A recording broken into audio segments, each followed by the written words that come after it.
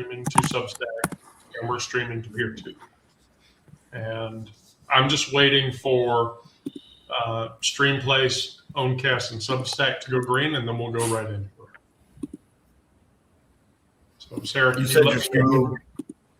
you let me know when Substack is up? Please go. I'm waiting for it. Okay. Because I want to be sure that it looks like it's up. Yep, So, it's there. Okay, cool. All right, yay. All right, well, we'll go right into today's activity then. So I called today's session Lace Up and Swing. So I woke up this morning, and the quote I used this morning was, I woke up with gunpowder taste in my mouth, because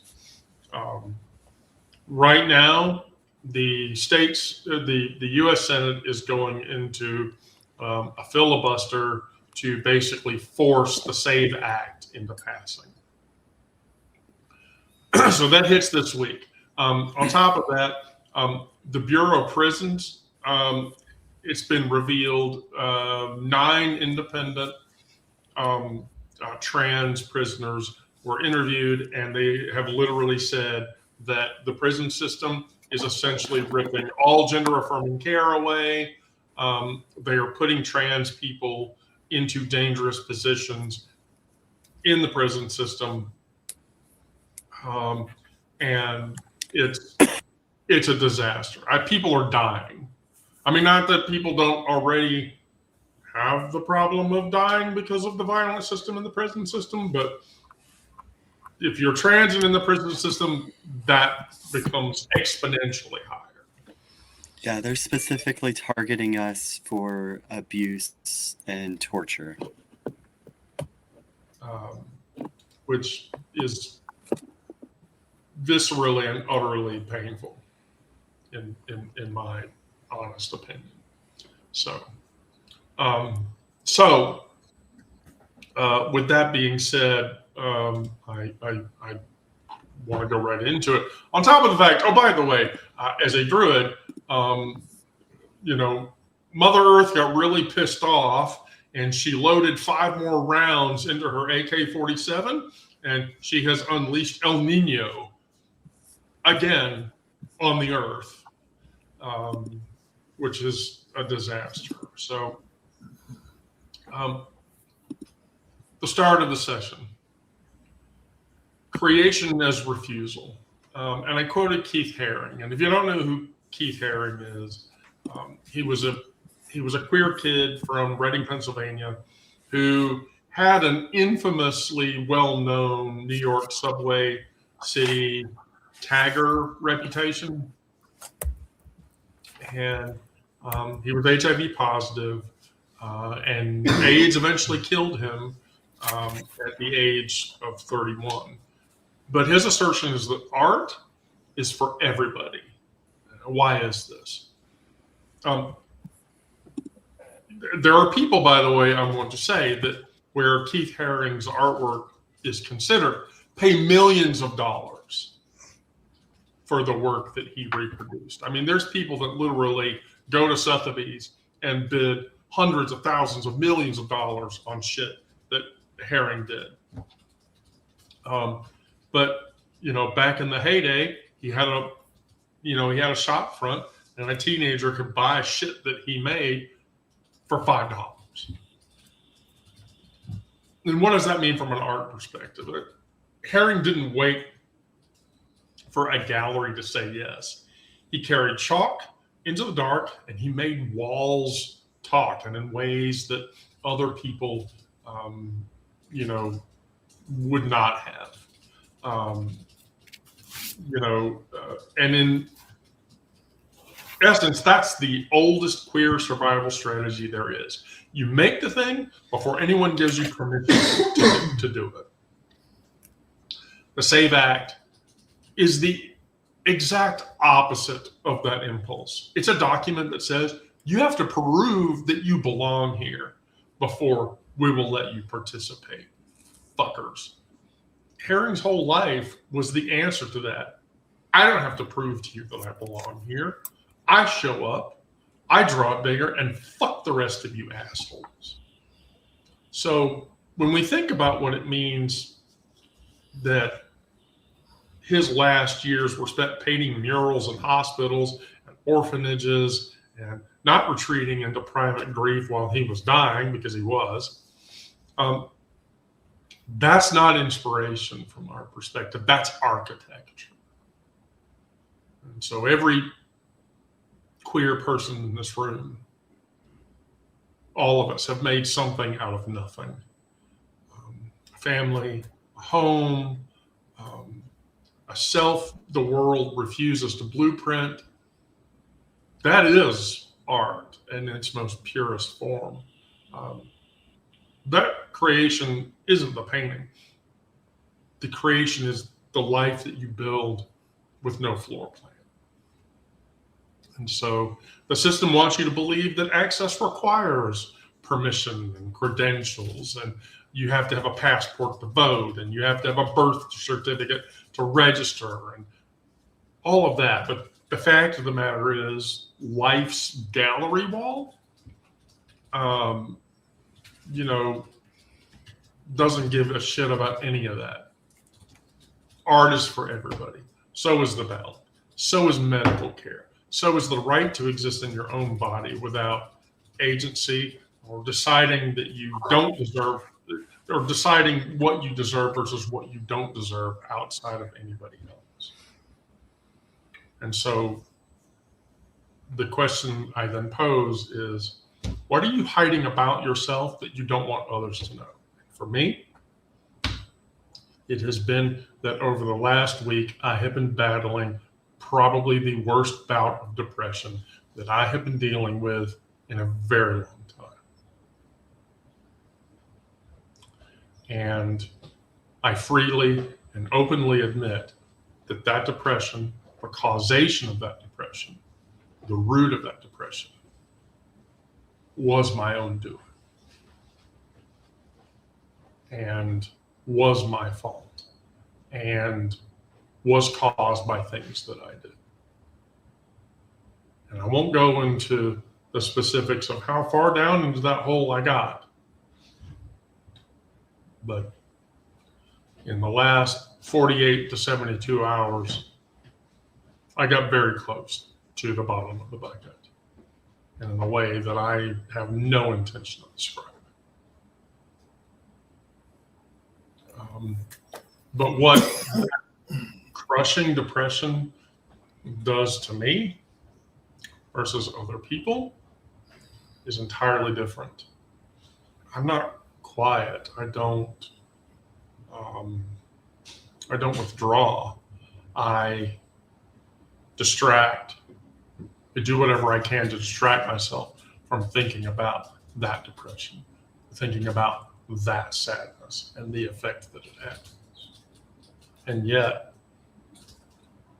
at its highest levels, I torture myself, sometimes in the worst possible of ways, trying to deal with that depression, whether internally or otherwise.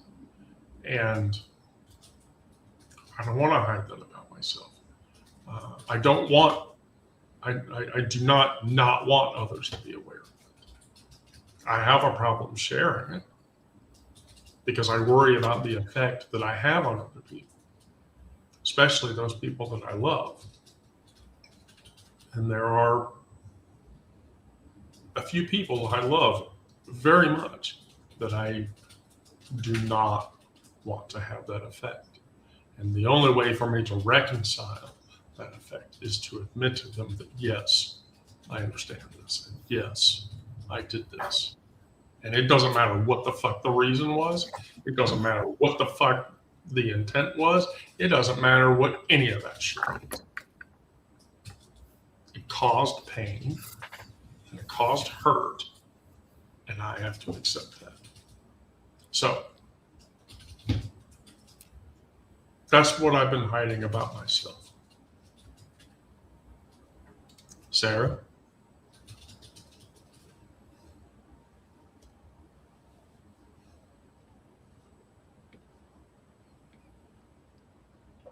I don't think I've got anything that dramatic to follow that. I wouldn't imagine that you would.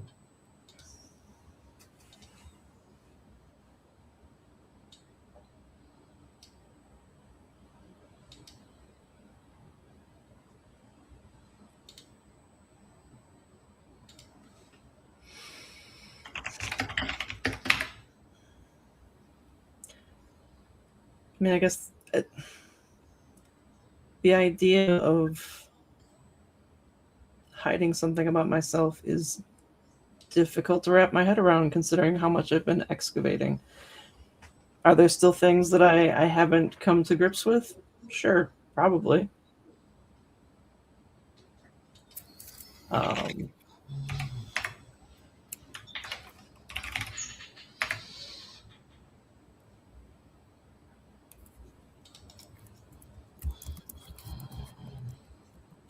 Beyond that, I'm not sure. I guess I would need more focus of the question. Like, is this a broad hiding of something about myself, or is this specifically to certain people or certain groups of people? Pick one. Pick one.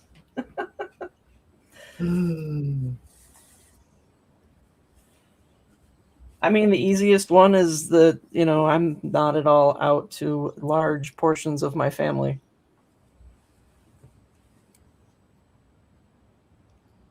And I can't answer if I will ever be out to them. Why not? It's very dependent on my interactions with them and whether or not that's going to be a wise decision. All indicators point to no at this point, but You shaking the magic 8-ball? sure.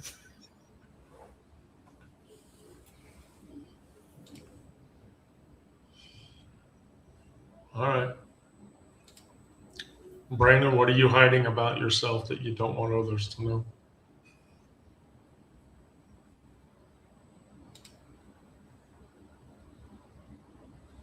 Who did you say?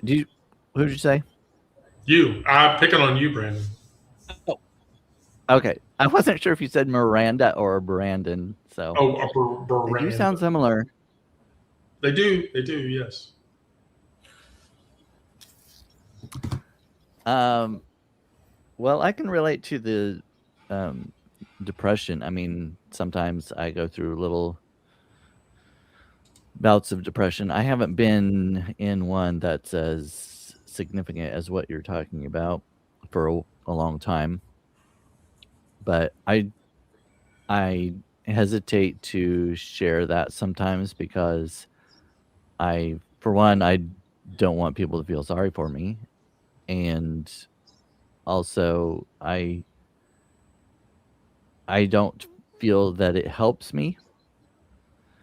I know a lot of people say that it does help them if they share with somebody else and they find support in other people saying, "Oh, I'm here for you," or whatever, but it doesn't really do much for me because I know that they can't do anything to help it.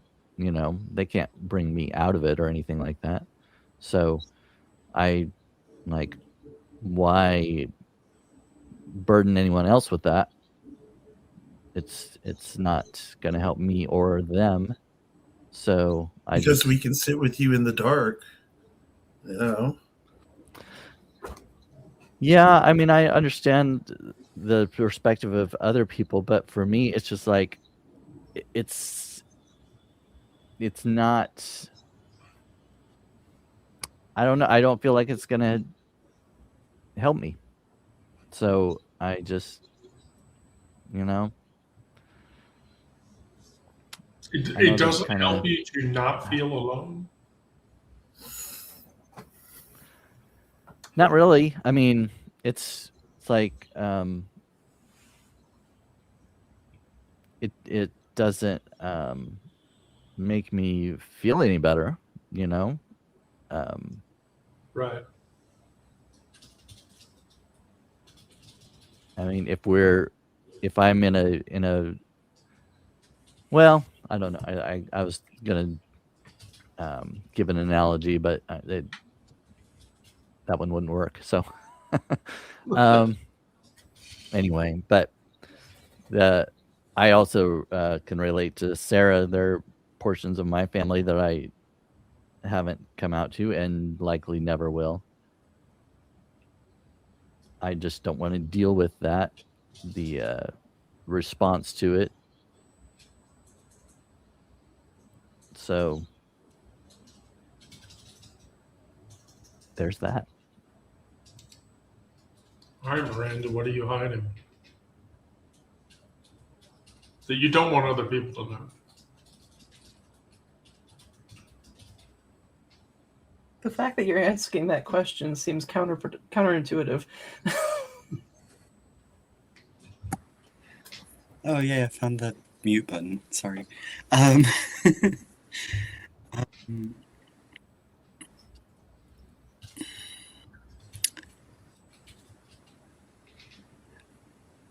don't know if it's hiding.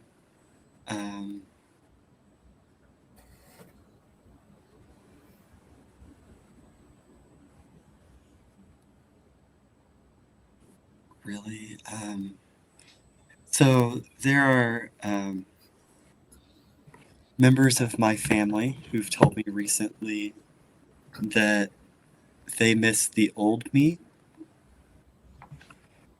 pre-transition me, the guy who was depressed all the time and angry, and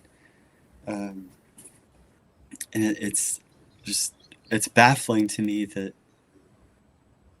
they see that version of me as preferable to the me who is happy and fulfilled. And so I don't hide myself from them, but I've stopped putting as much effort into maintaining those relationships. Basically, low contact with several people at this point because they refuse to see me for who I am, and that hurts. But I've tried being open with them, and they just don't want to hear it.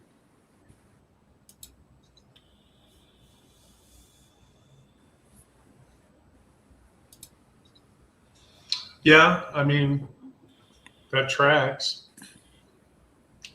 It's painful. I know that feeling all too well. Onyx. So I wrote about it. If you want to read about it, it's on my website, but I'm not going to talk about that right now. I will, however, talk about my mental health. Everybody knows, if they've caught this show, they know about my mental health. I have bipolar disorder, and I have experienced 3 episodes within a 12-month period. That means that it's getting worse. I have instituted people to help me, but like Brandon said, or I don't know if it was Brandon, Sarah, or Miranda, one of y'all said it, but it was about people feeling like now they have to watch you or they pity you, and so instead of having friendships, I now have people watching me, and it taints the relationship, and it makes me not want to say anything, but I know that I have to in order to keep myself safe. And egg safe. But that is not, that does not work. I mean, it works to my benefit, and it also does not. No, so Yeah, that tracks. no. You know, the weight that you carry isn't just yours. I mean, that's the wound we all walk around with. And my lead into that was Billie Jean King. Do we all know who Billie Jean King is? Because there are people that might not. I don't know the name. Oh my God. Okay. Tennis. Yeah. I really. Here's the thing. I think many people. I don't know. Was Billie Jean King gay or was she just bi? I don't remember. Yay! Okay, she was like completely gay. Yeah. Okay. And not was, is. She's still It is. alive. I'm sorry, is. Yeah. She's still here. She's a living legend. Yeah. Yeah.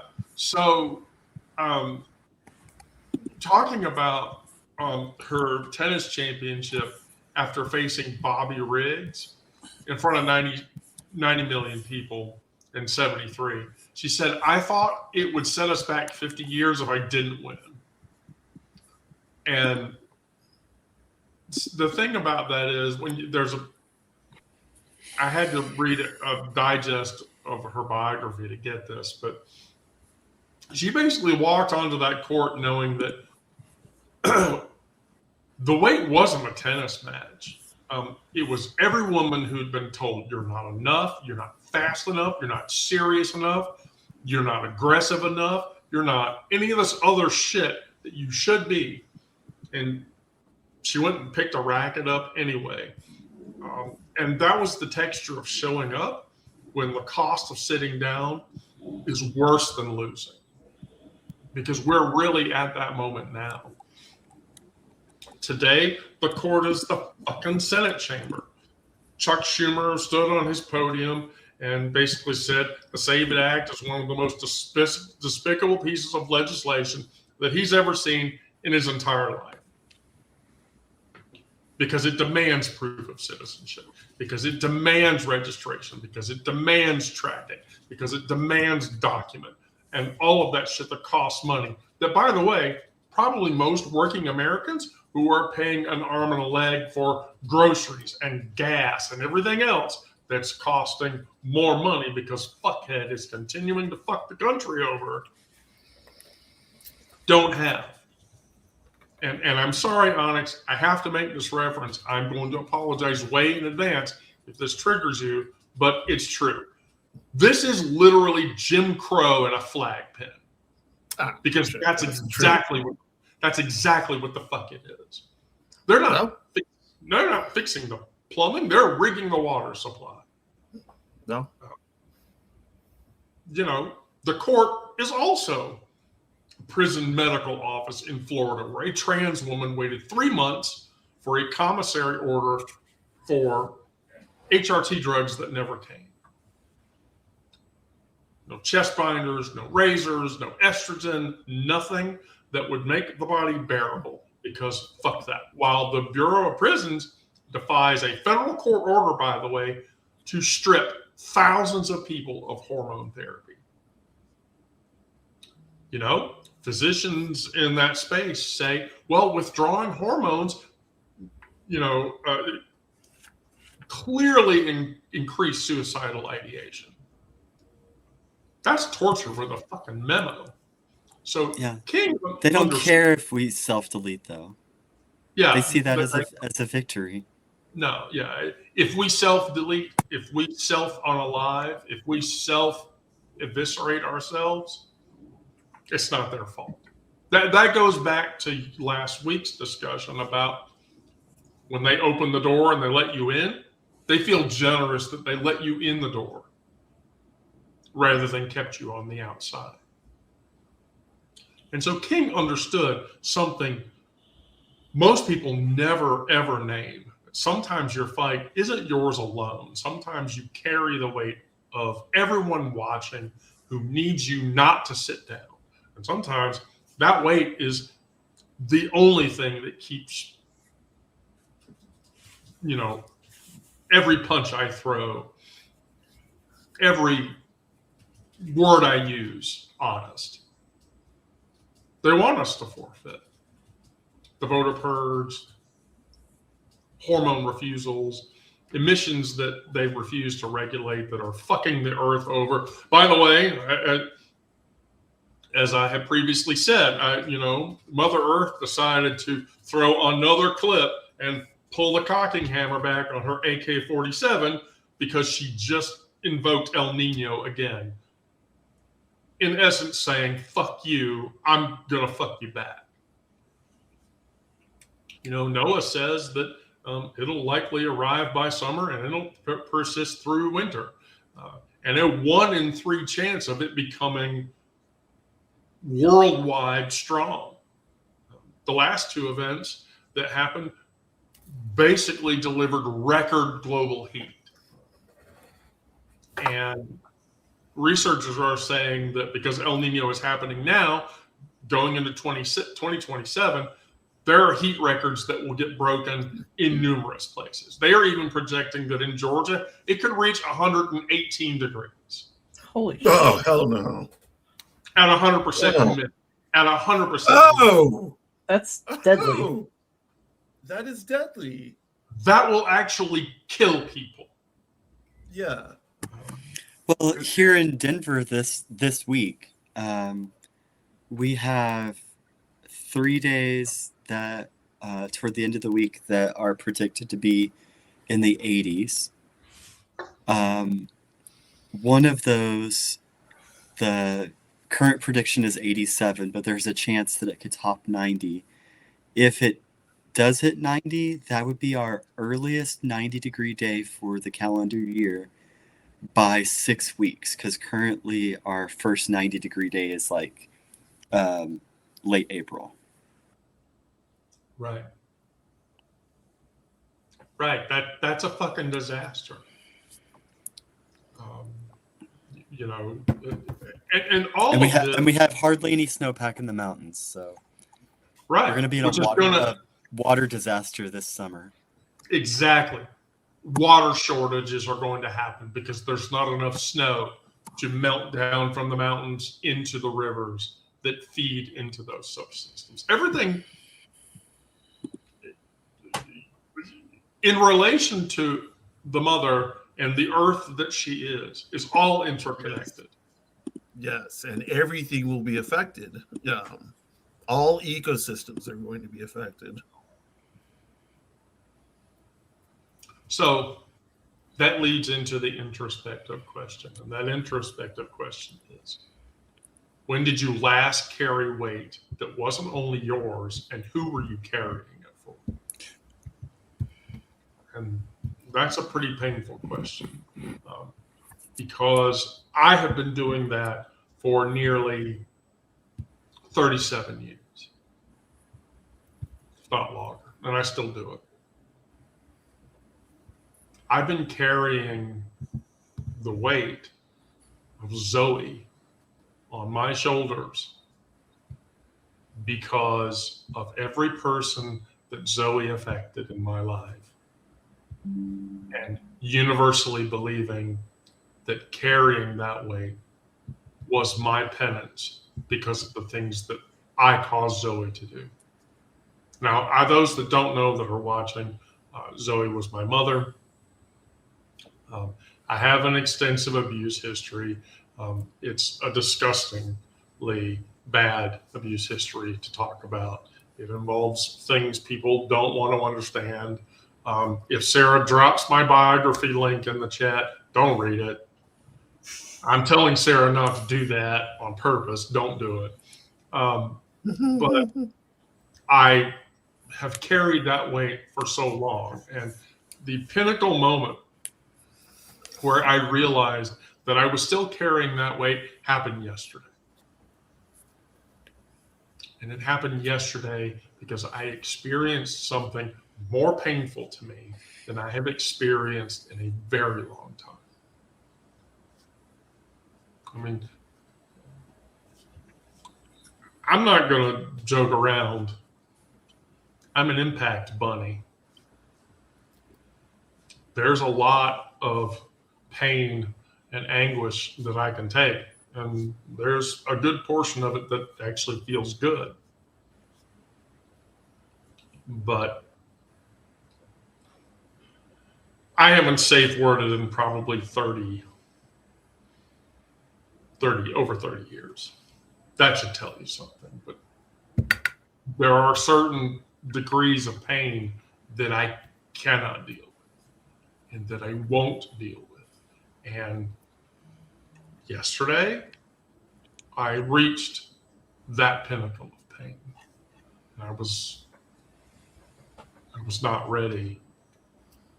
I was not ready to deal with that.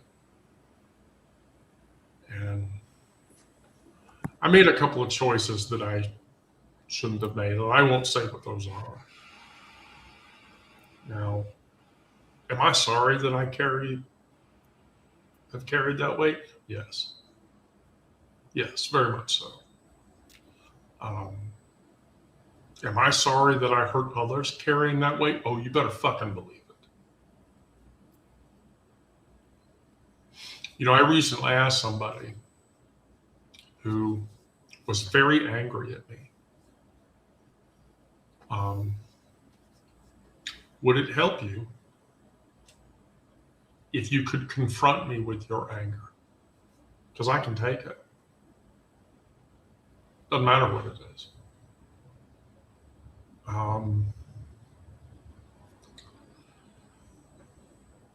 And the answer to that question was no.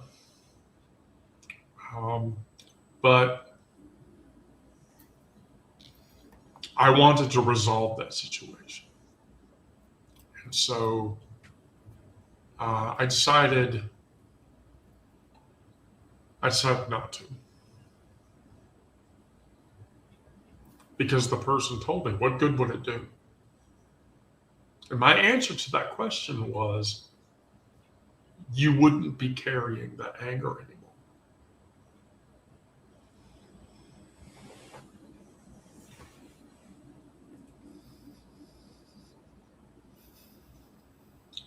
So I could take it, and that anger wouldn't be there, and they wouldn't have to carry it because they don't need to carry it. This is a person that I care about very deeply, and with reason. So, yeah. I've been carrying around weight that I shouldn't be carrying for a long time. And it's far, far been past time for me to let that go, and I haven't.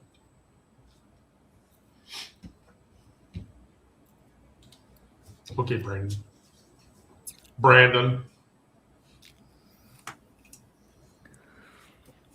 Who, me?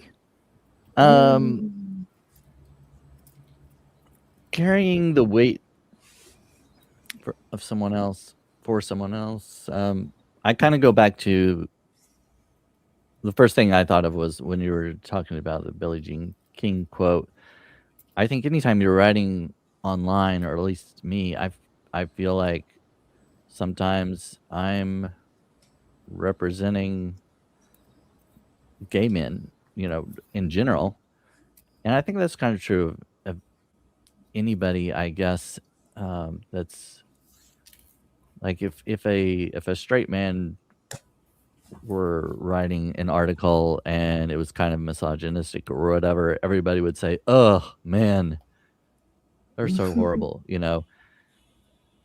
It's kind of they represent their whatever, the group they're in. And sometimes I kind of feel that way, like, am I doing enough, or am I carrying enough? Am I representing enough. It's kind of I don't know. It takes on a lot when you have an audience significant. I mean, mine is I don't consider mine very significantly large. There are lots of people with thousands and millions of followers and subscribers or whatnot. So as far as that goes, I'm a little fish, but sometimes I still feel that though. Oh, Brandon, honey, I think you represent every gay man on the earth, and I think every gay man on the earth needs to know that you represent every gay man on the earth, so that we can find you a husband. Brandon, gay spokesperson. Yes, Brandon, you're a gay. You're a gay icon. Oh gosh. You're so much larger than Greg Louganis. I'm just gonna say.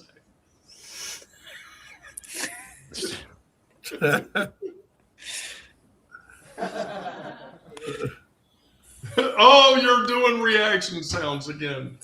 Damn it, Oh shit! Stop using the video conferencing software the way that it was meant to be used.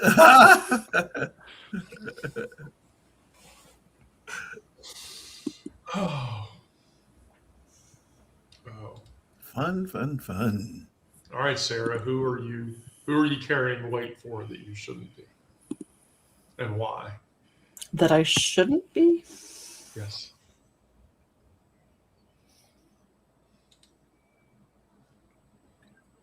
And it wasn't weight that was yours.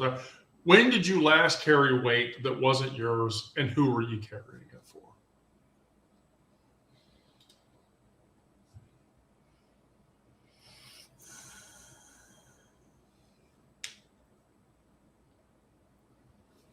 I don't really know.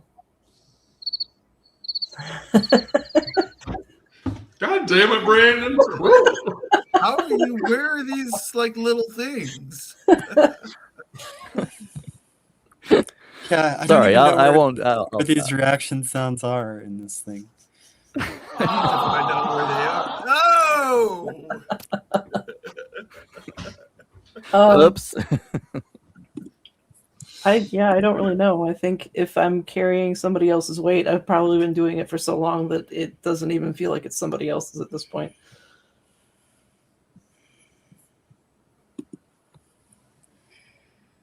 I mean, I could ask, but I don't want to self-impose. I mean, you've talked about it.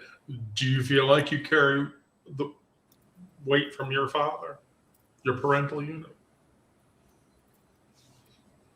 I'm actively shedding the weight of his judgment. I mean, that's been 3 years that I've been doing that, so. Is there still some residual? Probably. Am I ever going to be completely free of it? Ideally, but realistically, probably not. I mean, I've been carrying around Zoe's shit since I was a teenager, and I still haven't shed it. What the fuck do you think the answer to that question is? Do I think I'll ever really totally be free of carrying it? Fuck no. Will it be much less? Oh, you better fucking believe. I mean, the act of watching him take his final breath was a good step in the right direction for me.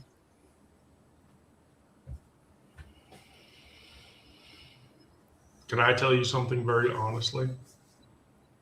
Sure. And I don't want anyone to judge me for saying this. That is a pleasure that I was denied. And it is part of my trauma. Because having that experience would have told my brain that she really was gone and that she really would no longer have been a threat to me. So I understand that feeling probably a lot better than you think.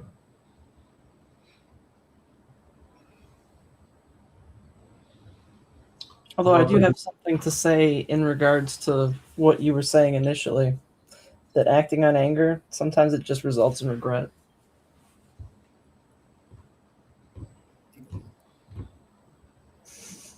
Does it? Does it? Does it cause regrets? It can. Even one letter? Yeah, lots of letters. I'm sorry, that's a We're the Millers reference. If nobody's seen that movie, then they don't know why the fuck that's funny, but it is. All right, Miranda, weight you've carried for someone else, and why did you do it?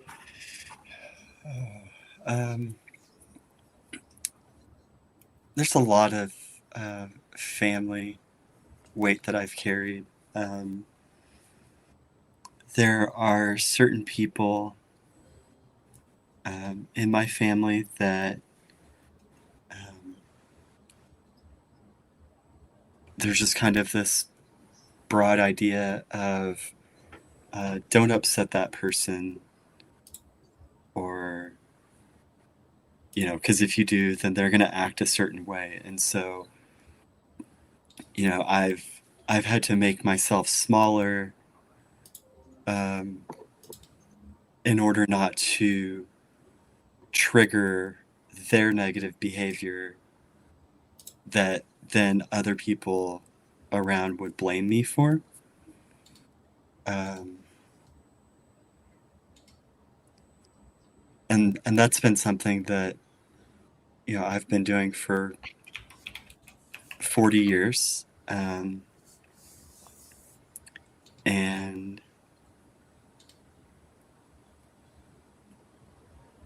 trying not to do that as much, and just make them deal with their own emotions,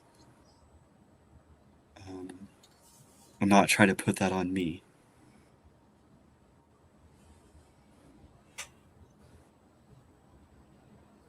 Yeah, I think that you shouldn't do that. I doubt there's many in this forum that would argue at that point. You shouldn't carry that. You shouldn't carry that any more than I should, than Brandon should, than anyone else. So I agree with you. All right, Alex. What are you carrying, and who have you been carrying it for?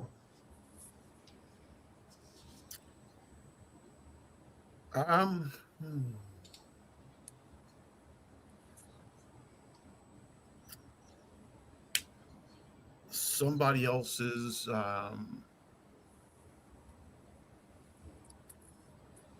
treatment of me. I smelled a smell a couple days ago, and it brought everything back.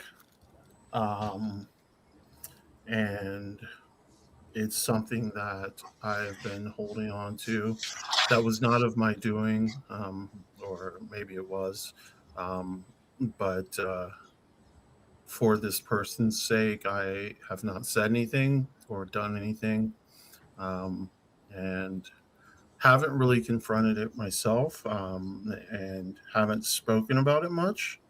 Um, and I realize that's where the problem is. So I'm beginning to speak about it more. And in speaking about it more, hoping some of the negativity and shame will go away with it. So.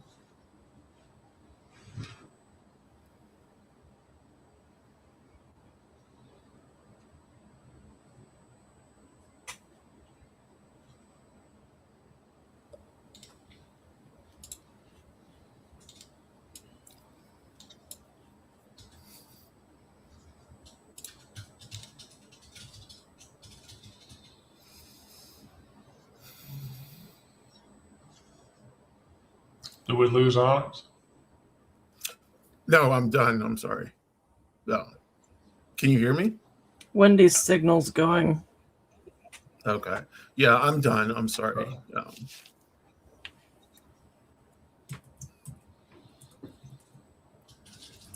Well, I certainly think that's important.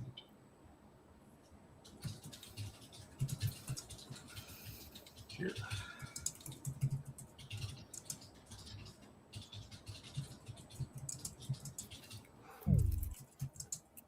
Oh.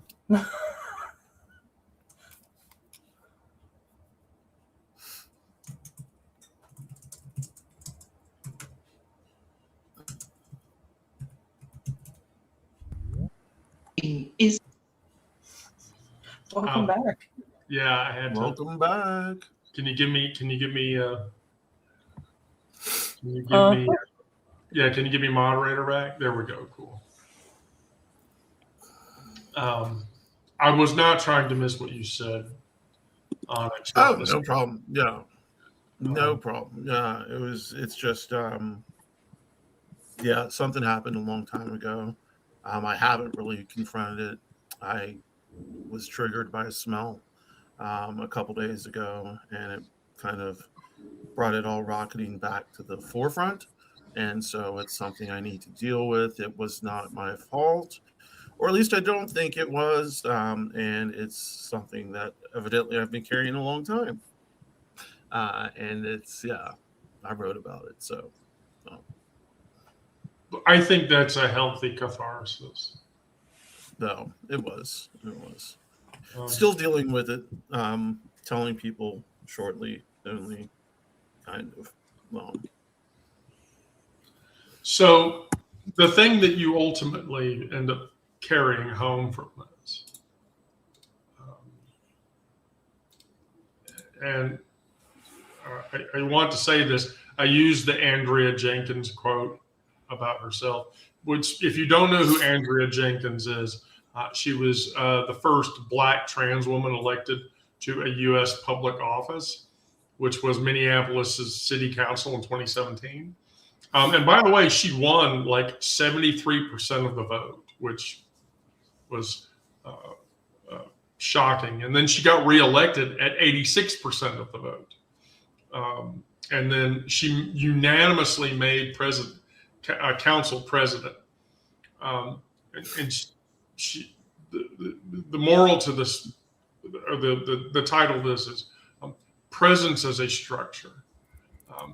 She said, I do want to just acknowledge the tremendous feeling of voting for oneself and how that feels. And so she says she voted for herself. I sat in a booth and I filled in my own name, knowing what it meant for every trans person who was watching that had never seen their reflection on a ballot. And that audacity is the audacity that says, I belong in the fucking room. And that's the thing that they can't take away. So the SAVE Act is designed to stop exactly that, to make the act of voting so burdened with paperwork and proof and validation and everything else that people who most need representation never reach the ballot box. You know, all 47 Democratic senators will vote no. Voting rights organizations are mobilizing legal challenges, but that fight isn't in that chamber alone. It's at the registration line. It's in the DMV. It's in the kitchen where someone decides whether it's worth the trouble or not. Well, I don't know if any of you know, but it's worth the fucking trouble. And in Jenkins' case, she didn't just win, she governed. A council president, oral history curator. She didn't treat her seat as a symbol, she treated it as a tool. That's what it is. And that's the difference between visibility and presence. Visibility is being seen, presence is being structural. I mean, you know, in 73, the American Psychological Association removed homosexuality from the DSM because people refused to stop showing up. In 2017, Jenkins walked into a city council chamber You know, the line from Bayard Rustin all the way forward to Andrea Jenkins is not a straight line. No, definitely not a straight line. There's nothing straight about that, not even slightly. But it's a line that never broke. And so the thing that you take from that is that your presence is not decorative. It's load bearing. They can strip voter rolls. They can burn policies to ash. They can defund organizations. They can taper our gender affirming care. They can pretend climate isn't a wound, that it's all bullshit, but they cannot uncast that vote. They cannot unshow up. And here's the thing about a 1 in 3 chance where the Mother Earth is concerned. It means 2 times out of 3, it doesn't happen. But we don't play those odds. We don't do those things. So that asks us then to think about where in our lives have we stopped waiting to be invited? Going out in public and being a woman. You know, over the weekend, I took my kids to Waffle House. I got shit looks from a couple of people. There were a clearly evangelical crew of people that sat in front of us, and the woman kept looking at me disgusted. Did I give a shit? No, I didn't. You know, it was the same thing going into another public place to eat dinner. The Checker burger that I ate yesterday that I engrossingly regret, because Checker burgers, like Wendy's burgers, are greasy as fuck. But I don't need to be invited to participate in public life. I don't need to be invited to write in spaces. You know, I published a story yesterday, and then it went into the Mastodon space. And it went into the Mastodon space because I didn't give a shit. I didn't need to be invited to share that in that space. What did I get out of it? A shit ton of engagement. A whole slew of messages from people that were telling me, I didn't realize your work was out there, and I just read what you wrote, and that changed my life a tiny bit. That changed my life this much. I'm going to keep reading the shit that you write, because the shit that you write makes me feel good. Did I wait to be invited for that? No. Am I going to wait to be invited for it? Fuck no. Definitely not. You know, I mean, I wrote a story 2 days ago that explained Yaoi and Yuri anime to everybody, and I was waiting for people to go, oh my God, this is completely disgusting. Did that happen? Fuck no.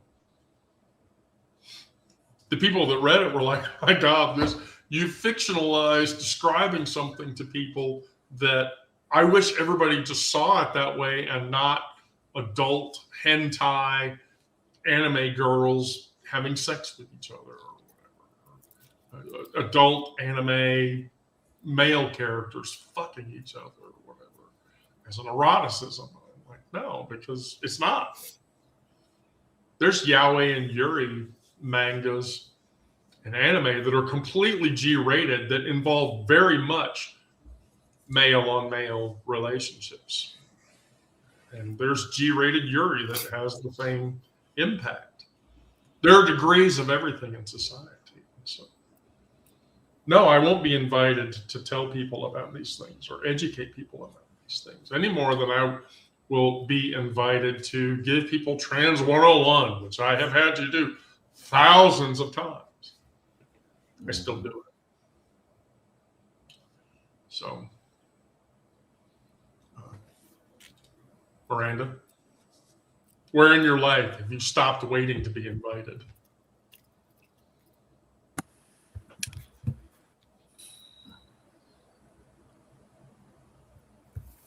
Oh, you're talking about some looks you got the other day at Waffle House, and the burger place. A couple days ago, I went to take my dog for a walk at the park by our place. And there were a bunch of people in Christian t-shirts and Charlie Kirk merch, or I guess Make Heaven Crowded merch. So that's Erica, but whatever. And like it was enough. It was enough that it was like there must be like a conference in town, or somebody's church is having revival or something. And but like I would walk past people and you could tell when they clocked me, because it was all like, "Psst, hey, there's one of those." And so, you know, I kept walking past these people who would then have whole conversations about me, as if I weren't there to perceive that they were talking about me. Not very subtle. Not at all. Yeah, they weren't very subtle either. But yeah, does that? Yeah. Did it bother me? Sure, a little bit. Did I retreat? Did I run off? Did I change my behavior? No, I just kept strolling, and you know, whatever. I mean, you're doing what anyone else of us should be doing. Onyx. Yes, I figure as a trans person, and as a trans person who is visibly trans and who has been visibly trans since I've been out, which has been now 11 years. I've taken up that space. It's been such that I've had parents of kids come up to me and thank me for being out, so that their kids could see something or someone like me and understand that they have a way forward. I've had friends of friends come up and tell me that. Well, I only have one friend, so a friend of that friend. But people in different parts of the country, because they know my bestie, and they know my bestie is besties with me, and they know I'm trans, they will call and ask my bestie questions, and my bestie will send them to me. And, it's just this, taking up space because I'm visibly trans and I can't stop that. So, why not be proud about that? Why not show others a path forward? And I think I'm doing that. Well,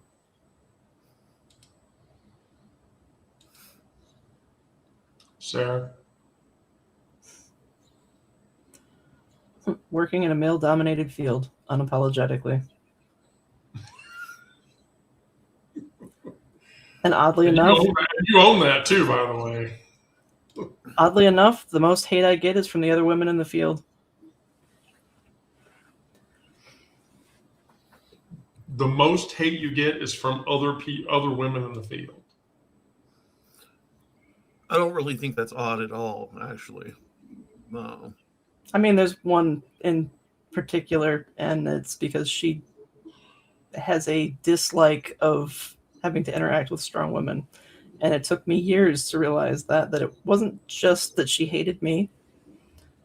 She hates any woman who has a strong sense of self, or a strong sense of I belong here, whether you like it or not. She also doesn't have a sense of humor, so that doesn't help. That tracks. No sense of humor, and I'm a prankster, so yeah, like oil and water. How dare you? I know. For shame. For shame.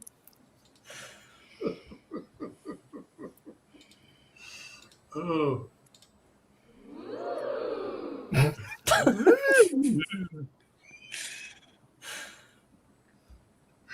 I'm sorry, Sarah. That's just a little too fun. That's just a little too fun. I mean, my pranks almost got me fired by her, so I'm the reason we don't do Secret Santa anymore. You're the reason they don't. I'm the reason. Okay. Have you been that bad gifts? at Secret Santa? Is that what you're saying? Oh no, I was a great Secret Santa. The person that I was giving the gift to absolutely loved the lead up to it. The entire office was abuzz. Okay. But I almost got fired over it, so yeah. You almost got fired over it? Yes. I like to edit photos. Okay, well, all right. Note to self: don't ever give Sarah a photo of me. Don't ever give Sarah a photo of me and Kira together. That is not a good idea, because you'll do stuff to it. So sort of bringing it all back together. Are you just gonna skip right over Brandon? Oh God, did I not ask Brandon? Brandon, here you go, Brandon. What are you, Brandon? What are you not waiting to be invited to? Oh, I was kind of hoping you would skip over me. Oh fuck. Okay. You mean like I did Sarah on Friday, where she didn't have to answer the question, and then Thanks, Sarah.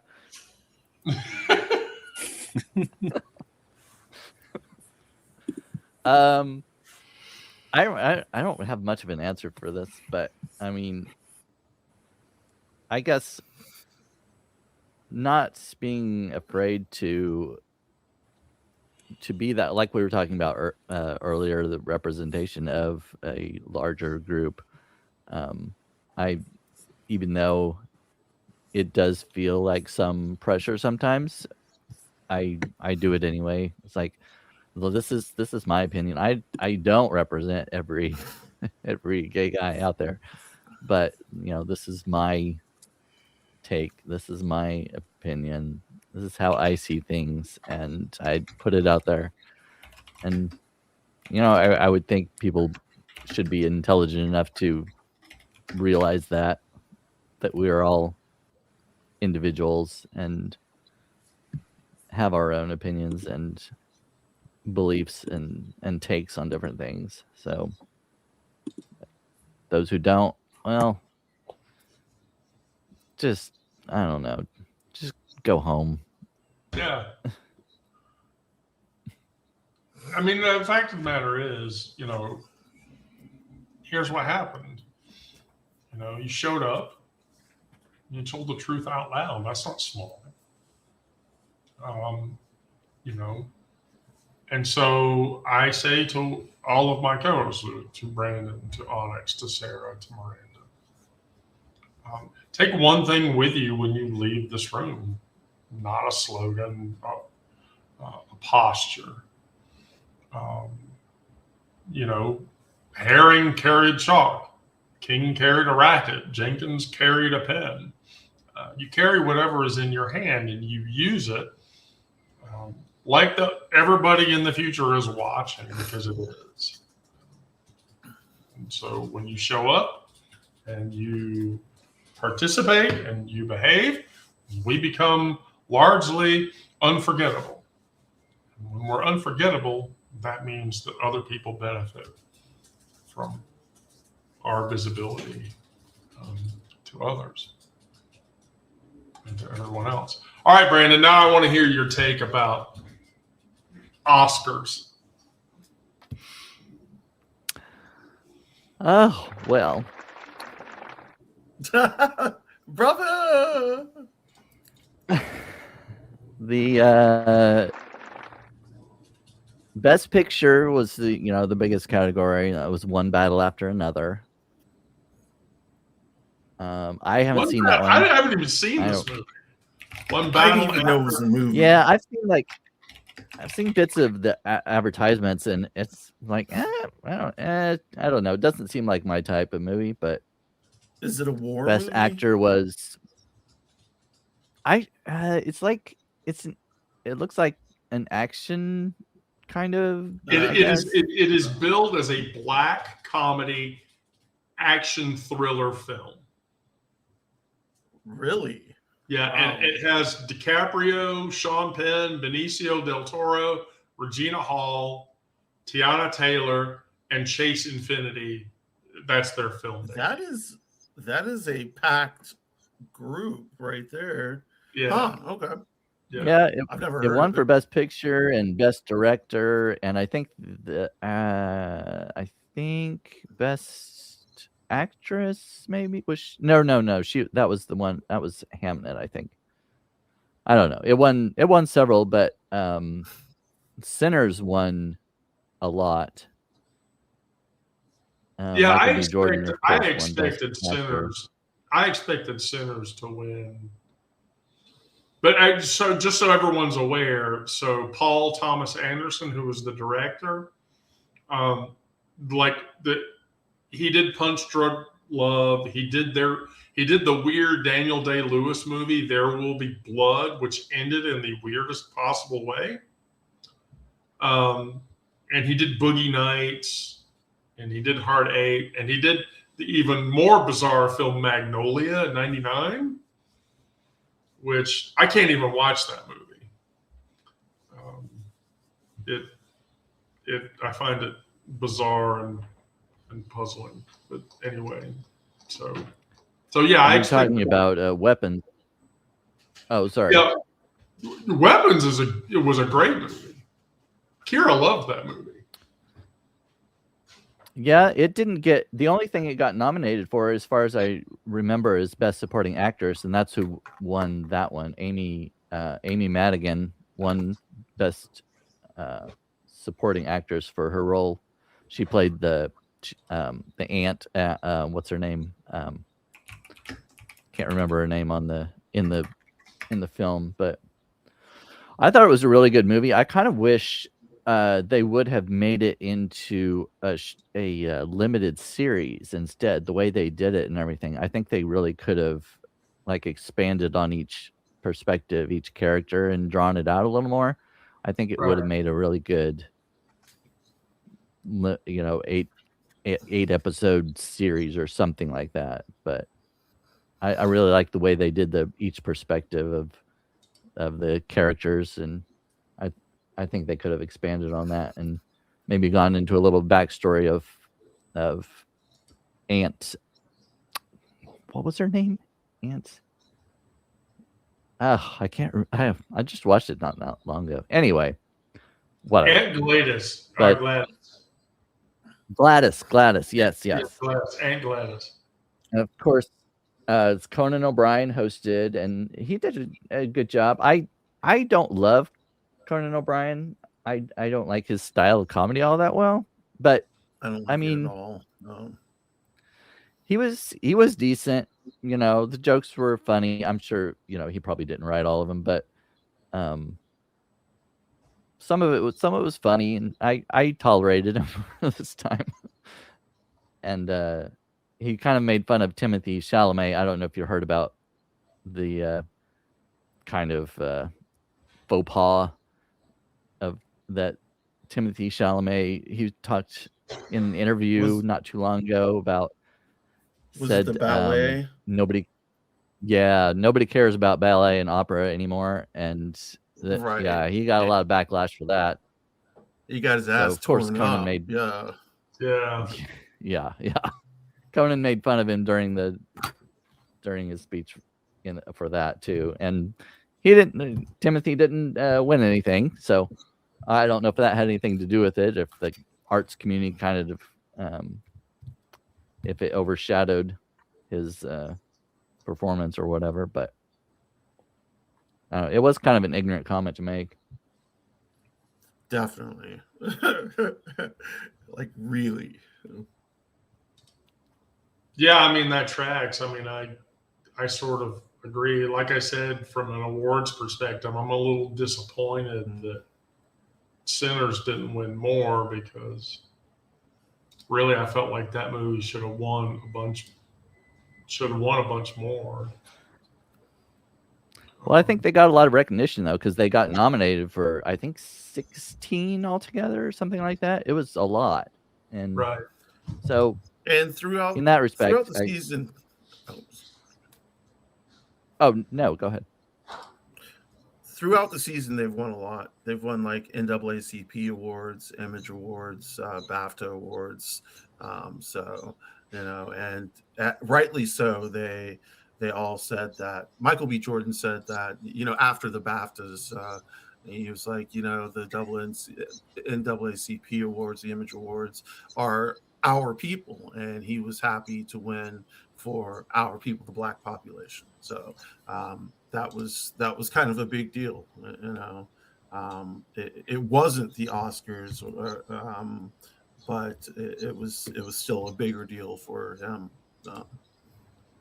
Yeah, Yeah. and he did end up winning an Oscar for Best Actor, so I think that was Right. I think that was deserved too, because he was, I think, in the Golden Globes or one of the awards ceremonies, he was nominated for both Best Actor and Supporting Actor, because he plays twins.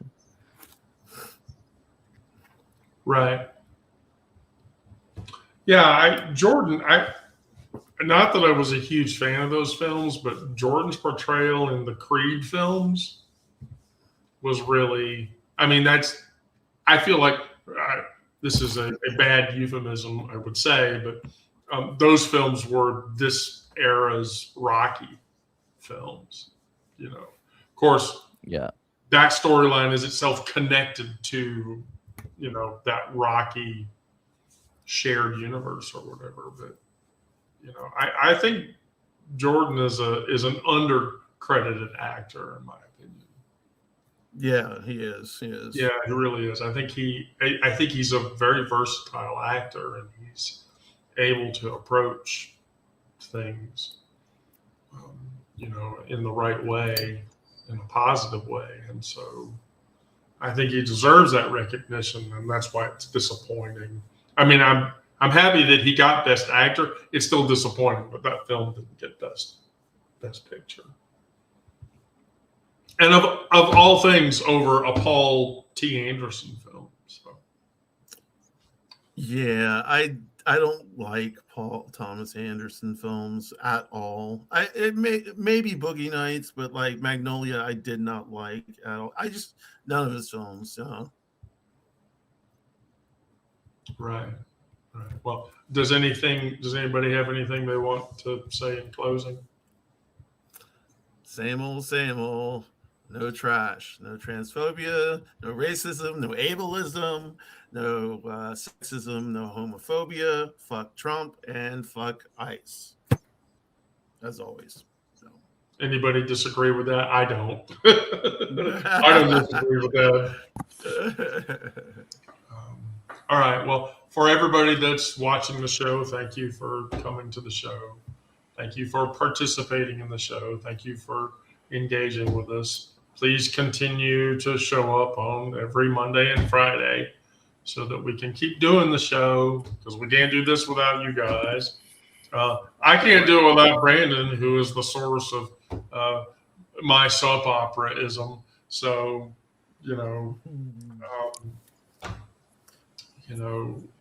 so with that, I will tell everybody, go out and go do good things. Be positive. And you know what?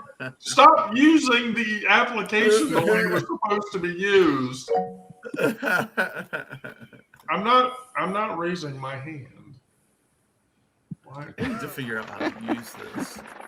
Do I need to have a laugh track now for the show? I think that's crazy. That is what I need is a laugh track. Yeah, a laugh track. All right. Well, with that, I will tell everybody thank you for coming. And ignore the emoji shit that's happening in the.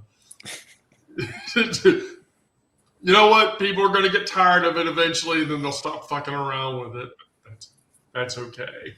I have no idea how to do this shit. No. It's all a learning process. So thank you, everyone.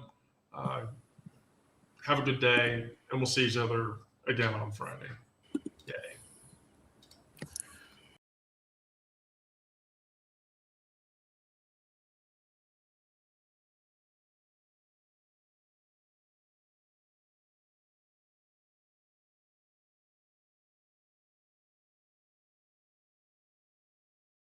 On Friday.